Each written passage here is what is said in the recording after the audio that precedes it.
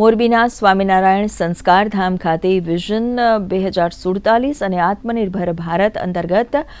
ચરિત્ર નિર્માણ થકી રાષ્ટ્ર નિર્માણ વિષય પર એક પ્રેરક યુવા સંમેલન યોજાયું હતું। ભારતીય વિચાર મંચ અને ભારતીય યુવા મંચ દ્વારા આયોજિત આ કાર્યક્રમમાં રાજ્ય સ્તરના તેજસ્વી વક્તાઓએ રાષ્ટ્ર નિર્માણમાં યુવા શક્તિની ભૂમિકા અને સંસ્કારયુક્ત શિક્ષણ વિશે વક્તવ્યો આપ્યા હતા।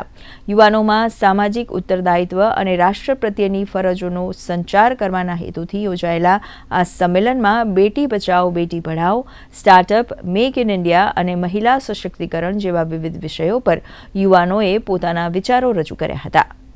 अटल बिहारी वाजपेयी जी की पंक्तियों है, ये वंदन की भूमि है, अभिनंदन की भूमि है, यह तर्पण की भूमि है, यह अर्पण की भूमि है, इसकी नदी नदी हमारे लिए गंगा है, इसका कंकर कंकर हमारे लिए शंकर है, और हम जिएंगे तो भी भारत के लिए और मरेंगे तो भी भारत के लिए। बस आज विचारधारा साथे आजना युवानो जे 2047 आपणुं भारत है एने आत्मनिर्भर बनावा तरफ आगळ लई जवाना छे तेना विषयना विषयोनी चर्चा